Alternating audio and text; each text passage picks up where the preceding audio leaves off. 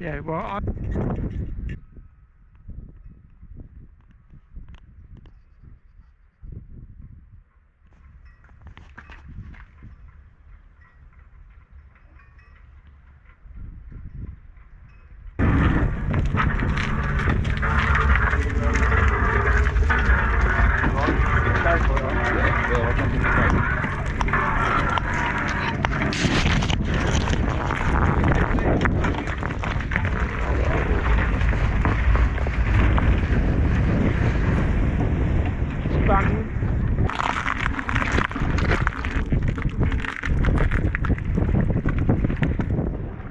that was too big for dogfish. Surely, no, maybe it was not. He's dropped it again, you bugger. Let's drop it back. Oh well, just what it is. Maybe it is a doggy. Now I've got fish on, but it doesn't feel big. It might be one of the dreaded dogfish. It's a good current going through here, so whatever's out there's going to... Well, no, it doesn't feel like dogfish now. It feels like the bottom. No, it's moving. I don't know what it is, Wayne. Sorry? I don't know what it is, to be honest, because it just... I thought it was snagged up then. It just went... I don't know, it's not twanging it. Maybe it's a ray, maybe. Sort of unknown area, this, isn't it? Sort of... It's a little bit, it's a new spot for me anyway.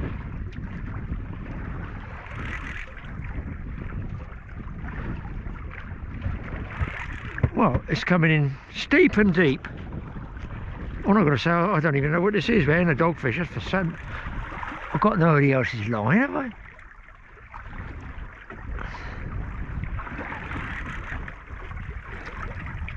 It's a good sign if you don't think it's a dogfish. It's just big and heavy. Is that a ray? Well, would a ray plane up in the tide though, surely? Yes, sometimes, yeah. It's just coming in. Without a doubt they will. It's coming in deep and slow. That's the most weird fight ever. There's absolutely no twanging or anything. Right, well, I'll get I don't even know what it is. the net's right there. Well, Not a head shake, not a kick. I almost feel like a piece of rock or something I've caught. I've been highly embarrassed and I've wasted all this film clip winding up a piece of Chelsea bill. is there nothing that man There's can't not a catch? kick, it's not. Oh no, there's a kick. No, it's an eel, that's what I'd say. Strange how it's come up deep. No, it's not an eel, it's a hound, I think. Was that a taupe? You know, what you see? Grey? It looks like a hound to me. And oh, it's the other line. Have I got another line? I saw something coming through. Gone slack. There we go. Got little snappy bites on that one. On that one? On the blue one. Wayne's got a ripper, people. He's got a ripper. Gonna do a bit of filming as well with two cameras. Hopefully one of us is switched on, Wayne. Well, it'd be nice, wouldn't it? Because usually I'm not, am I? You know what I mean? I'm absolutely useless at it. So. And some of the people probably, like us, use GoPros. I've put the speed thing on and had loads of shutters, loads of stills. All right, I'm going to bring this other rod in, Wayne. I can put mine out just in case.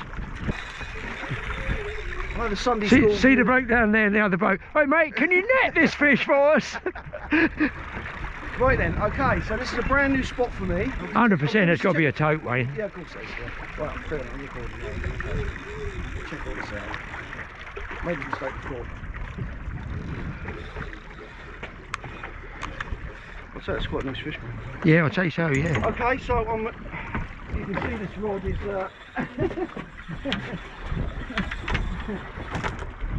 going well for some time. So I've just loaded up on the fish. Here today with my good friend Graeme. Look, there you go. Camera to camera. We're breeding cameras. It's the only thing we're breeding on this boat before anyone says anything. But no, I came here because I've never fished here before. It's very local to where I fish. And where the guys over there in the distance, I've fished there many times. But I've never come this side of the reef. There's a reef, you can see it probably just about along there, and I've always liked the thought of over here, and I don't know why I've never done it, but we came here, we've been here no more than 20 minutes. Graham's had a smooth hound and a dog, You get a few little tippy tappy bites as well. And I put a mackerel cone on. I hadn't even tied my other rod up. No, still, the rig's here. The rig's there, yeah. Not even tied the other rod up. And this one's gone off like a train. And obviously, Got him. thank you, Graeme. You can see by our traces that we are trying to target tote. And it looks like fairly successfully. Because if this isn't a tote, well, there's nothing else it would be. It can't be like It's a that. tote. And he's coming towards me a bit now. Oh, he's going up card. Yeah. There he is. Nice fish. But look at this glove in the cabin of doom.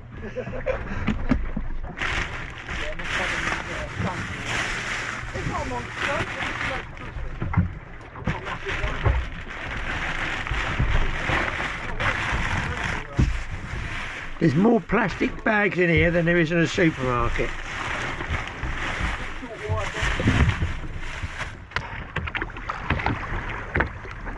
Let's grab that and get that weight off very quickly. There you go. Not a monstrous fish, but nice. Nice fish all the same. A little bit of scale, not lifting too much, but yeah, I would go. Yeah, he's 22, 25. He's a 20 plus, definitely. Anyway. Yeah. This is a bit rubbish, really. Right, but basically, this is the boulder bank, yeah. Yeah. And if you look at it, it goes round that way. In a right? curve, not Yeah, straight no, line. so it goes round. This is south, and then it goes round to the east, right? Yeah. And then if you have a look there, so where it bears round here like this, it goes deeper, deeper, deeper. You've got two banks here, look, bang, bang. See the two banks? Yeah, so you got a good chance. And those boats are all be anywhere on these banks. along the edge of the bank. Yeah. So these two banks are about 100 foot of water. It's a known tote mark. I mean, I think the Little Hampton boys call it the chair. Yeah. But you know, I mean, Worth a move. definitely worth a move. I mean, it went a bit quiet there, so let's go. Right, so hang on tight.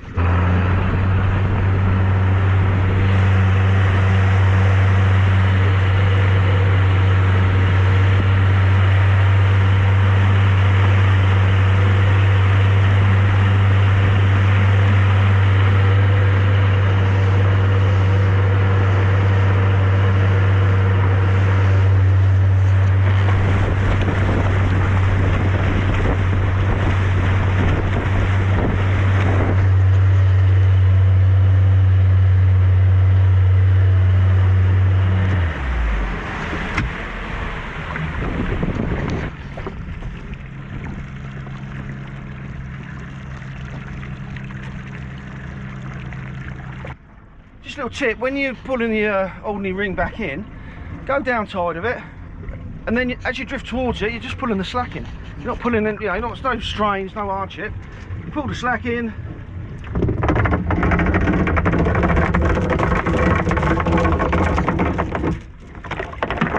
And there you go.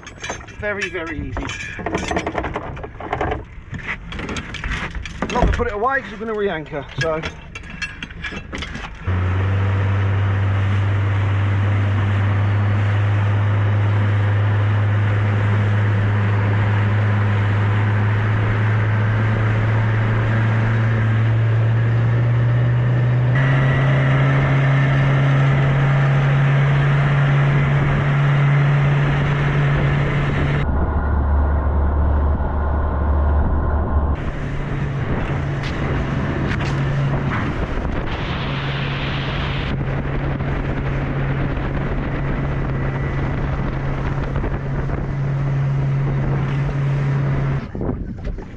Oh, is he? No, I can't feel him now. That's weird. That was, he had that ages. Wonder if he's swimming with. No. I'm taking a line. No, there. That's weird, isn't it? I'm taking a line. No, I'll see if it popped back in case. No, I'm on the bottom again. Yeah, what's that? So it's just some little fish just jumped. Well, you got a pound. You got a pound on weight there, Wayne. Not a pound, probably 12 ounces, I imagine. I think it's needed. I might have been on the bottom, what I had, but I don't want to be guessing I was on the bottom. I want to know I'm on the bottom. So Yeah. I mean, look, it's not a big weight. Look.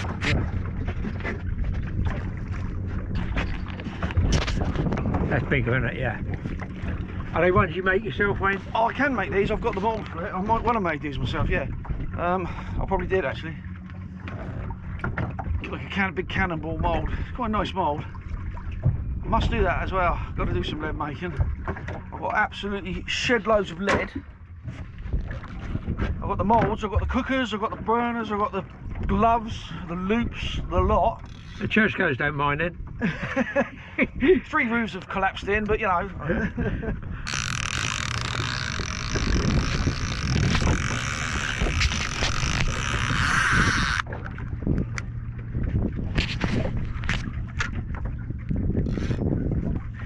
It was a fish, but it's twice pulled. Weird, isn't it? I don't feel a thing. You can't load up on anything.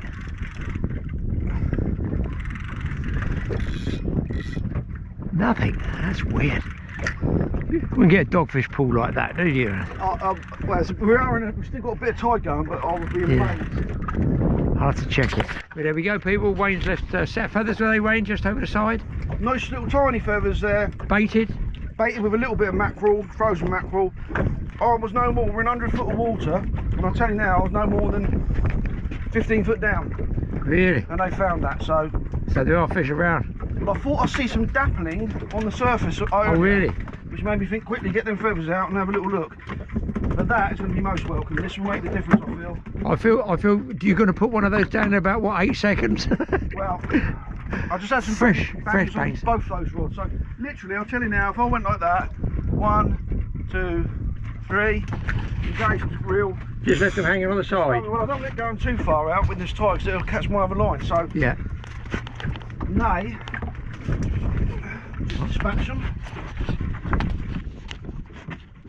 There he is again. It just shows they want that fresh mackerel.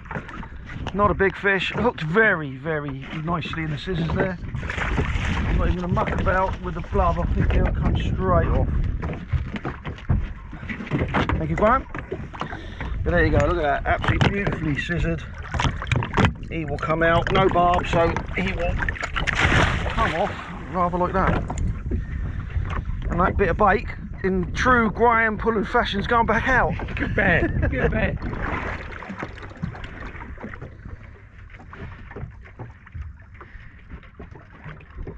A little small tote, Wayne. There you go. That's you on again there? I've got a fish on there, yeah. The fresh mackerel doing the bizzo just right away. Isn't that funny? In both rods.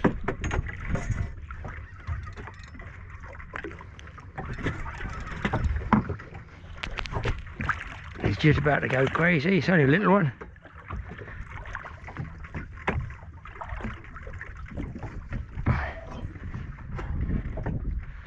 Small tote, but a great fish to catch anyway. He's got little tiny pin teeth there, if you guys can see it. So what we've been doing is just shutting the barbs down, isn't it, Wayne, on the on the hooks. So these are quite a chunky hook, but they're quite a chunky barb as well. Well, you put that on the rig, Graeme. You said about crushing barbs down for the shark species, and I'll tell you now, in fairness, I don't. There we go. Look, and this, look, Graeme. Look, Graeme. This one's waking up a little bit.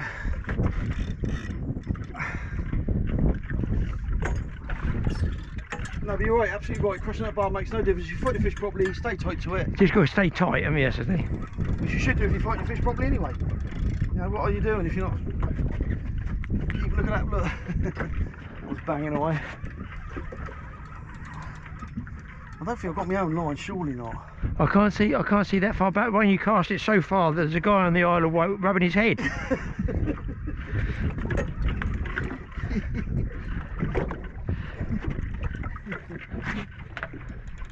Oh, here we go. Oh, look out. It's tope attack. We'll go down to one rod. He's on, Wayne.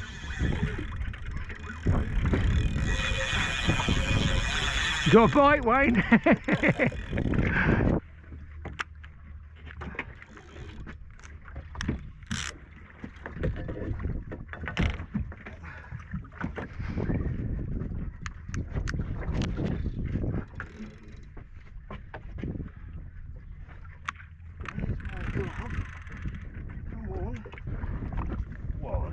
A bit more like we wanted.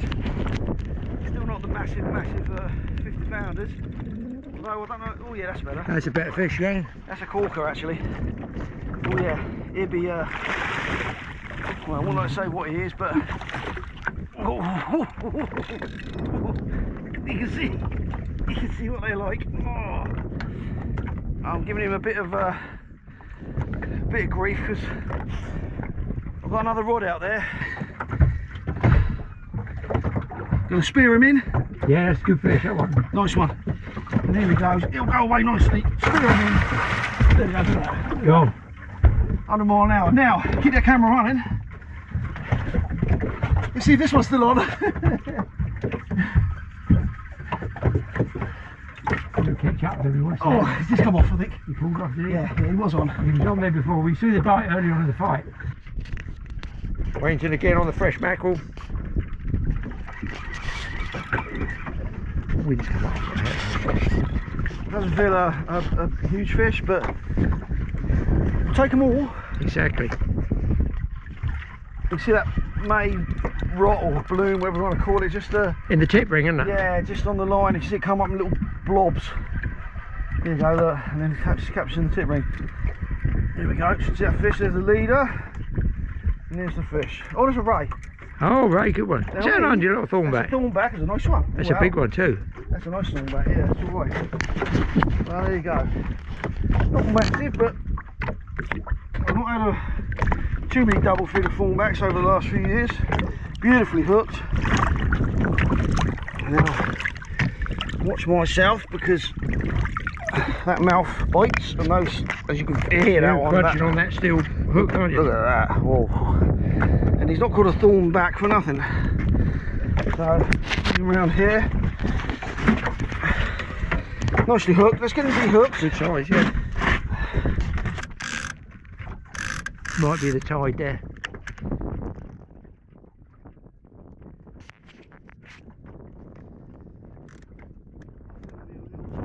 Yeah, he might have dropped it. Might be the tide just pulling in. Oh, fish. That was a fish. It was a fish early on. Yeah, he's dropped it now.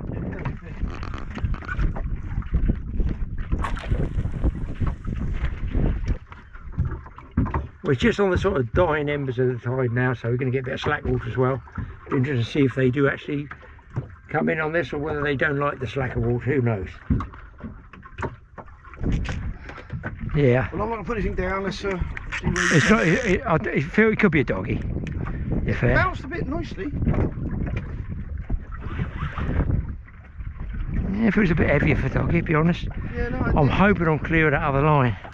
It bounced a bit more like it was, you know, a bit more aggression to it.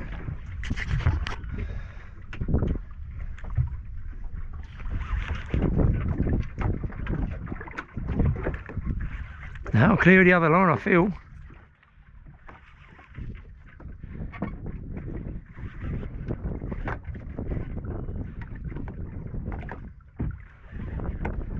Mr. Conger hasn't put in an appearance, has he yet?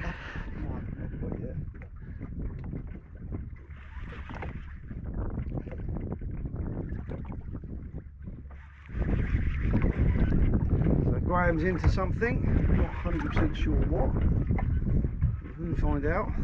What bait did you have on, Graham? Do you remember?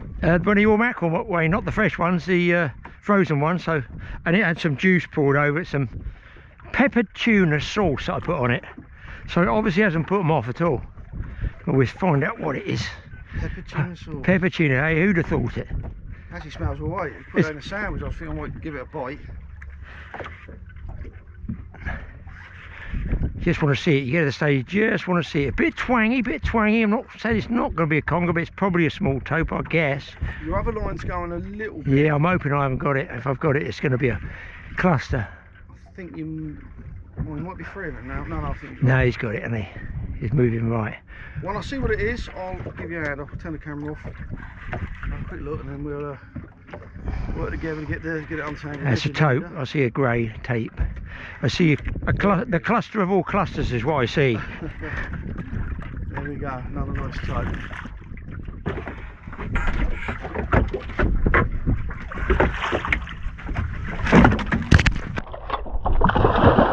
So what you can do, you get base that are washed out. Look, you can tell that that's silver. That's the head of the fresh one, isn't it, mate? Indeed. That's the head of the fresh one. But if you get a mackerel, let's say like this, if you split it down the head, which I've done loads of times for congring with baits that again, a little bit what I call tired. Look at all that juice and guts in there, and then get that. Sorry to anybody who's having their breakfast, through the eyeball, out the socket, and I don't go through the gill comes a bit hard. I go through that bit of meat, and then do the usual nick at the back so the hook folds down. It's just a way of getting a bit of juice in the water, because you've seen what Wayne's been catching with those fresh mackerel, and it just makes a huge difference. Might make no difference at all, but there's a bit of blood coming out of that one.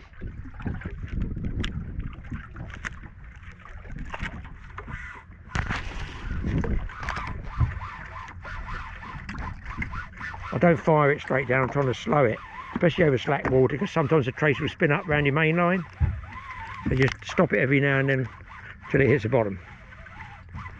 Well, we've come in short, it'll be windy on my microphone, guys. Just dropped in. Beach is just over there. A couple of other guys here. I've got a little tiny weeny baby. I'm not even sure I'll call this one a bootlace, but it is a conger of sorts on pink squid.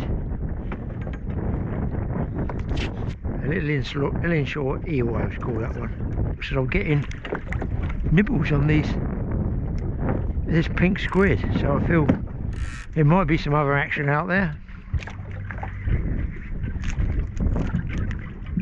This is a different type of conger eel. This looks like it's been delivered by Amazon. It's parcelled up so well.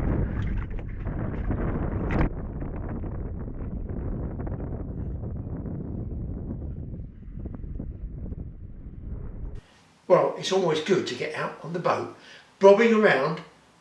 Well, actually not too much of the bobbing around. Out on the boat, free and wild, a big open space. You drop your baits down at sea. It's not stocked, is it? You don't know what's down there, and I think that's what keeps me going back sea fishing.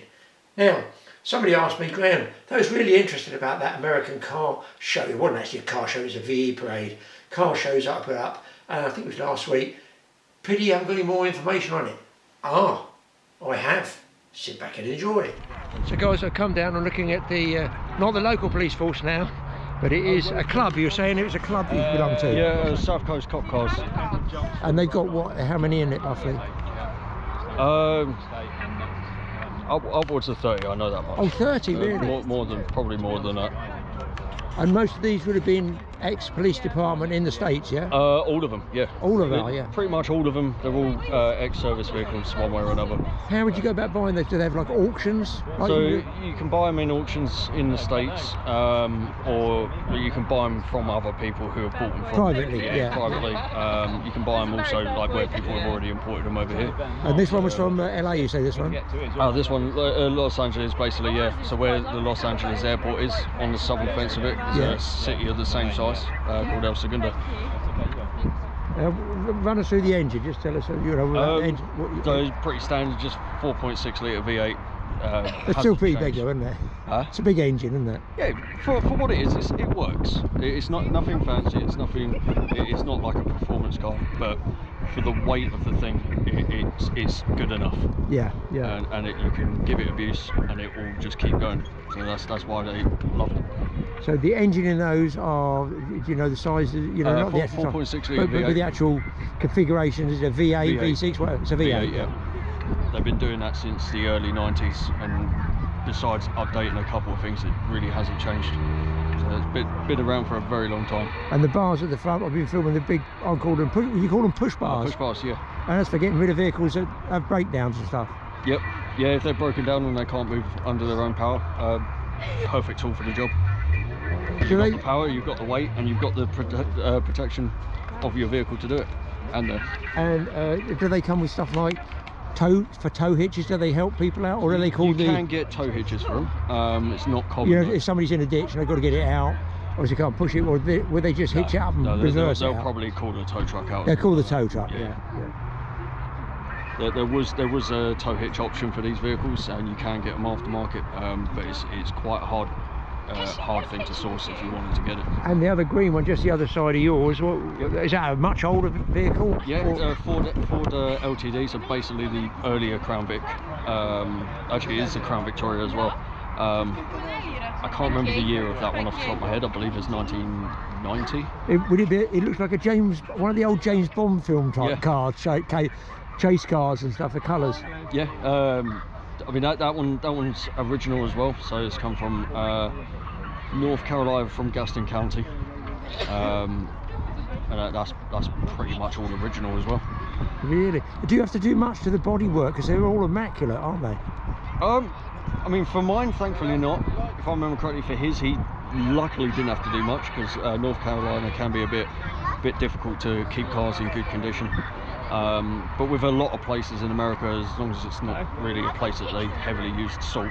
Yes, sea resorts, there's going to be a problem. Not so much the sea. It's like New York, for example. They use a lot of road salt. Oh, road salt for the winter. So I see. Yeah, causes a lot of rust on. So they get chassis problems, don't they? You'll see brand new pickup trucks that will have so much rust on them. Is that right? Think it was found at the bottom of the lake. It just depends where you source them from. Sometimes they're kept in good condition, sometimes they're not. But compared with that, we have half an inch of snow and the country stops. Yeah. So over there, they obviously use a lot of salt. Yeah. Yeah, just depending where it is. Just tell us. I've been to the States a few times, I can't remember. I seem to remember the state trooper has more power than the sheriff. Is a sheriff regional, just in regional, or a state trooper can cross lines? State trooper can go wherever they want within the state. Sheriffs are basically police, but outside of city and towns. It depends on their setup. I haven't looked into it too much, but I know sheriffs and like police, for example, they're two different entities, but they can't cross over each other. That's it. Yeah. That's a cease of pursuit and then radio forwards. Yeah. Weird, I think they can continue on. Yes. But they're not allowed to. Oh, do an arrest or something like that. Yeah. If they're already involved and it was in their jurisdiction. Gotcha. Yeah. I appreciate that. Yeah, thank you very much for it. Yes. Yeah, it's surprised. I thought it'd be all army trucks. It's not. No. I mean, I thought so myself, and then we've got 2 fire trucks over there as well. Yeah, I'm going to have a look at those in a second as well. Yeah, it's just too good to waste. I appreciate the chat. Thank you for that. We've seen all these cars, guys. So we're coming back to reality of Britain. You got to laugh, haven't you?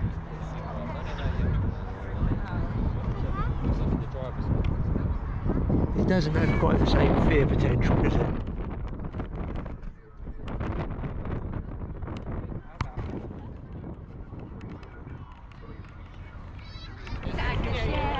How's Dawn doing?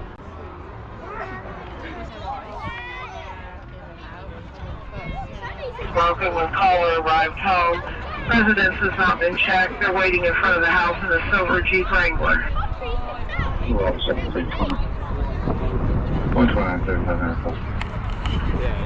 Charles 173 to 129A 14. Can you show me call them at 12 EMS 0593 to St. Memphis, Filter Edie. 812. I see 133, residential alarm 1224 southbound lot. 125 will check it. 133 disregard, 125 at 812.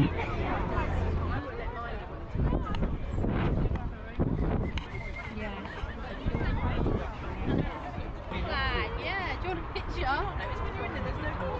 Do you want a picture? Show me. He's got one with the police officer. Did you? Which one? Show me. Man there. That was one.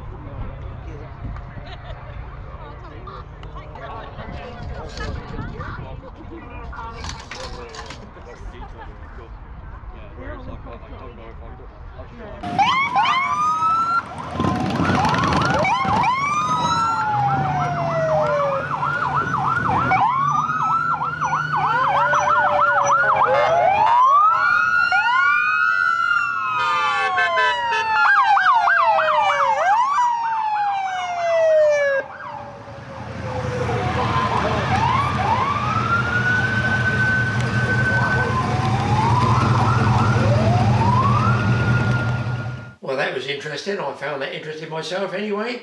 And great machines, weren't they? You'd love to get one of those and go powering through Waitrose or Tesco's car park. Anyway, you get the space you want, that's for sure, wouldn't you? Nobody would park near you. Anyway, that's the car people take care of. I could not neglect the bikers. There was indeed a small bike section there. Oh my God, they were immaculate. Check them out. Just as I film where the wind stops.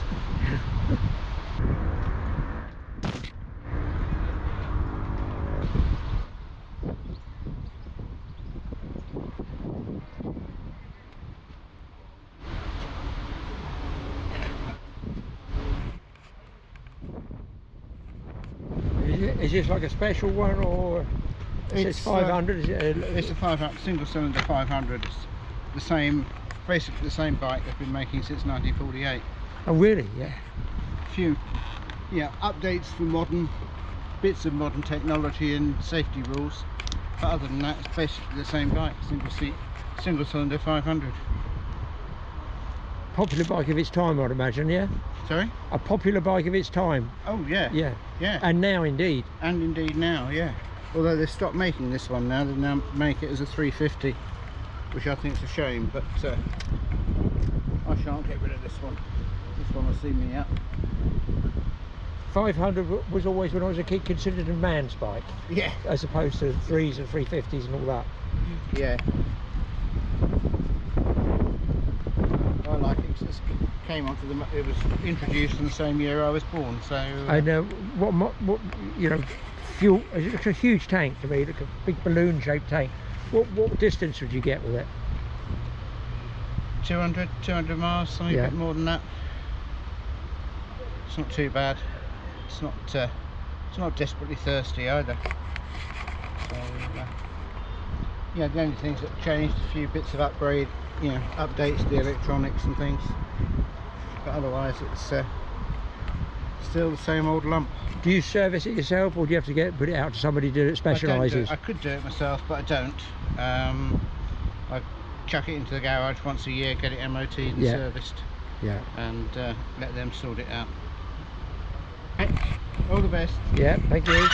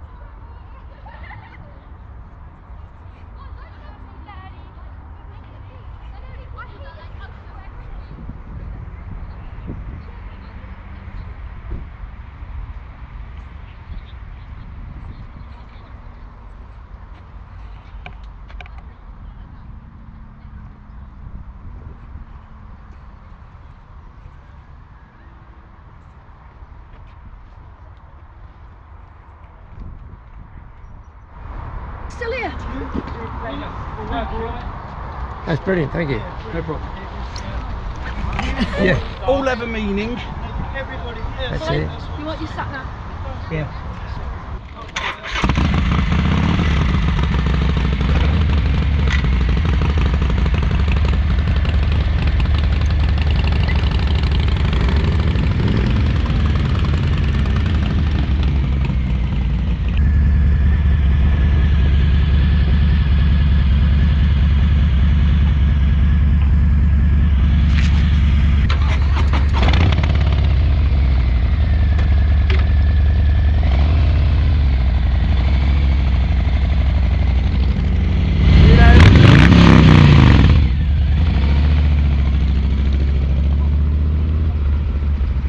That's an awful lot of chrome to clean, isn't it?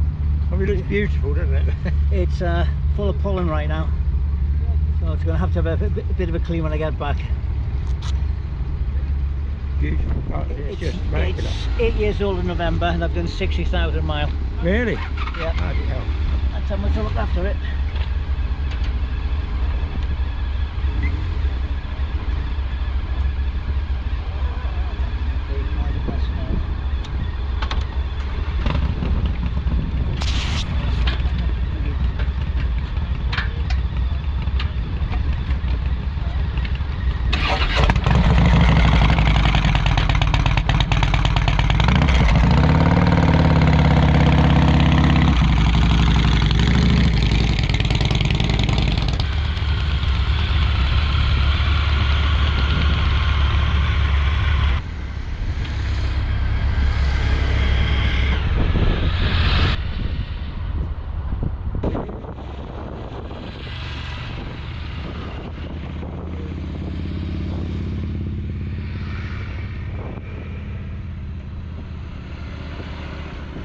They were some spanking bikes, weren't they? Can you imagine how long it takes just to clean the chrome on them?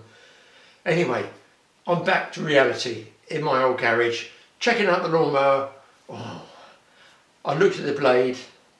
I don't know whether I was cutting grass or beating it to the ground. So this mower has a design fault that has a split in the mould. It's not a split, it's a cutaway, and the rubbish, the cut grass, flies up in the gap there and makes the pulley jump off. It packs it out, and look at that. That is after it's been cleaned. That's one cut. Look, it comes out as neat as you want. It's compacted. It's really annoying, really annoying. It's a design fault, but I always clean everything off. But I'm figuring it's time to get a new blade after 2 years. The other thing I do is I always clean off here underneath, because it'll just stay there and just help rust away. So it's a bit of a pain, but listen, we have a big lawn and I want to cut it, and then if I cut it I can go fishing. So I have to clean that, but while I'm at it I'm going to change and put a new blade on. Let me just go in the workshop. I'll show you the blade, which has been ground and ground and ground. I'll show it to you. A bit embarrassing, but I got my money's worth. Oh, I'm getting too old for this. Here is the new one. Lovely jubbly. Yeah, right size. Now let me just put them down side by side there. Slightly different depressions there. I've worn those depressions away. So here's the cutting edge. If you can see that, guys, there's the cutting edge. And then there's my cutting edge there. I've ground so much away, it's ridiculous. Look, if I put it over the top, you'll get an idea. I haven't even ground it off evenly, have I? Look. So you can't say I haven't had my use out of that. Just over 2 years, in fact. And do you know what? If I angle ground that, it would still cut again. But I guess it's getting thinner, I'm wearing everything away here. So, new blade on, I'm back in action. Fishing time on the way. That's tight. The trouble is, I come from here, let's get out, of the 1950s, where you repaired everything if you could. You just didn't go and buy a new one. And I jammed paper up in there to stop that happening again. But look how much was in there. Don't leave the rubbish in the bottom of the mower, guys. Clean it out. And perhaps buy a new blade, more than once every 2 years. Well, we couldn't finish up this little section without dropping in to see Grant's tackle up.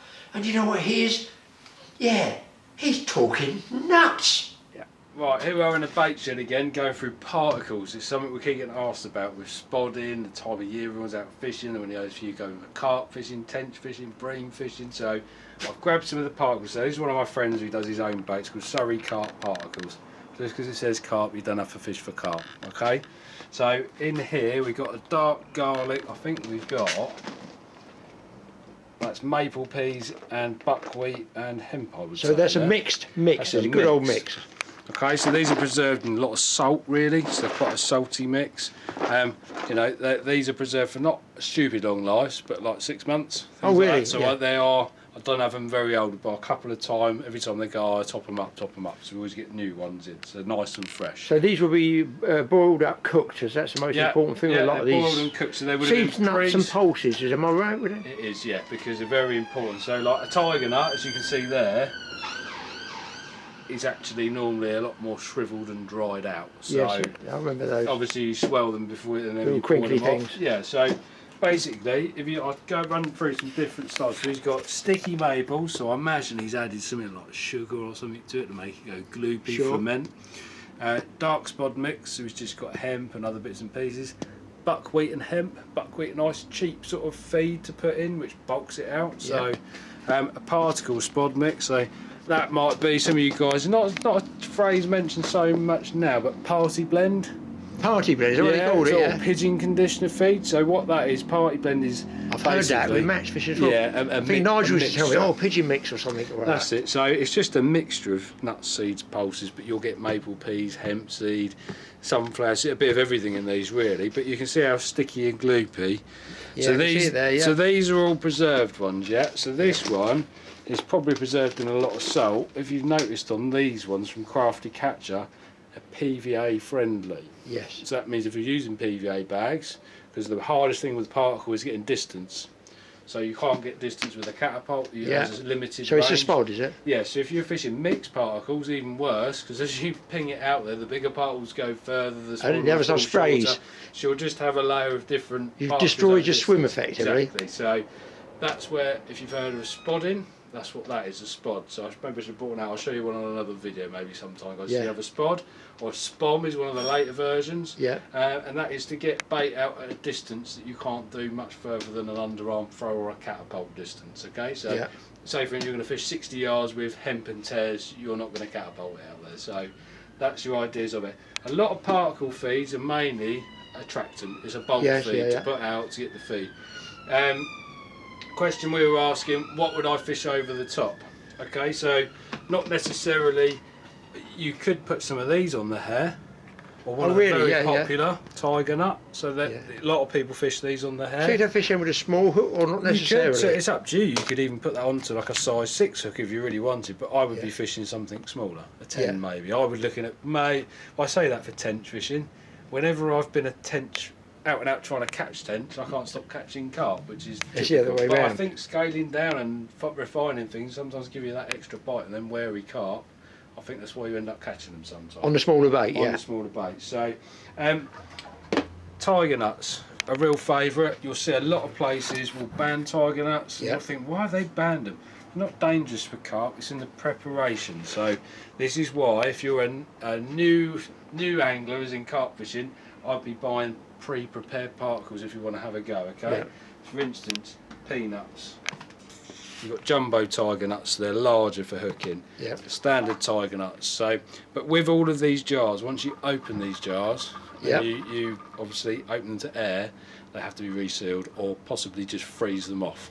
Wouldn't do any harm to freeze them off. So if you're not going to go for 3 weeks, something like that, and you haven't used the whole tin, put them into the bag and put them in. But generally tiger nuts not fed in large amounts. Is that because they go off, or they go hard again and dry out? They go hard and dry out. They dry out again, I see that, As you might remember, Graham, people used to keep maybe a small jar of tiger nuts and leave them to ferment and go all slimy and horrible, because the consistency of the nut's still good and they use it for a hook bait. So yeah, tiger nuts is one of the ones that you will hear a lot of is banned. It's just due to preparation. So it's all down to each individual fishery, isn't it? It is. So you will find a lot of the serious carp anglers will be fishing with tiger nuts.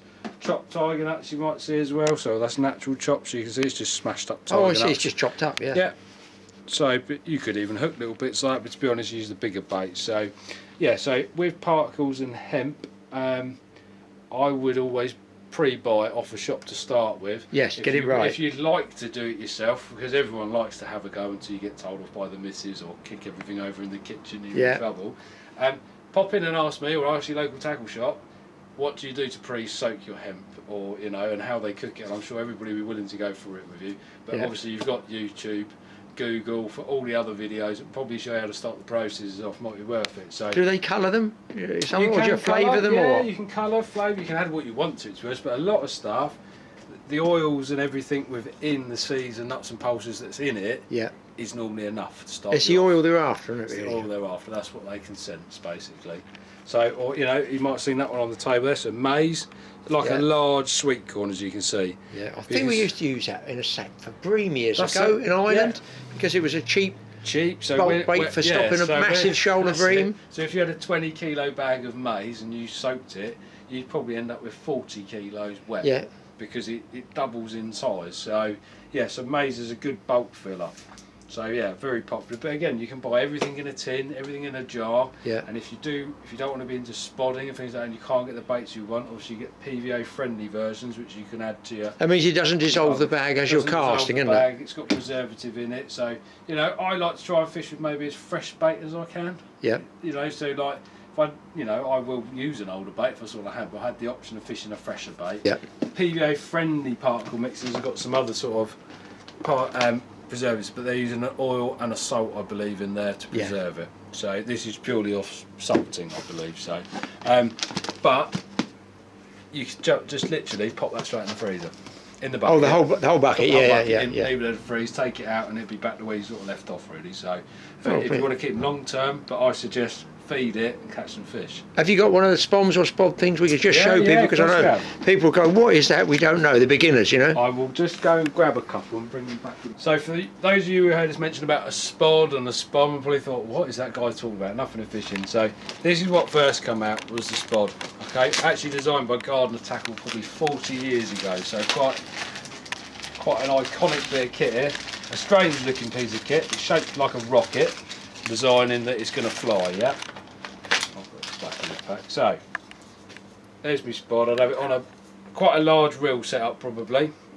Separate to your fishing rod, isn't that? Separate to my fishing rod. You clip it up at roughly the same distance you're fishing at, and then you put a heavy leader off it for a braking leader, yeah, for a shock leader. Yeah. And then literally, this is designed at putting sloppy, small particles at distance, yeah? So you'd fill the spod up. Yeah. And then I would have a piece of ground bait to plug the back of this, okay, to stop it when you launch it. Where it does that, the bait falls out the back sometimes. Yeah, I can see that. Yeah, I used to plug it with a piece of ground bait, like stiff ground bait, and then chuck it out. And in that top cap of the spot, I don't know if you can see, it's a slightly different shade.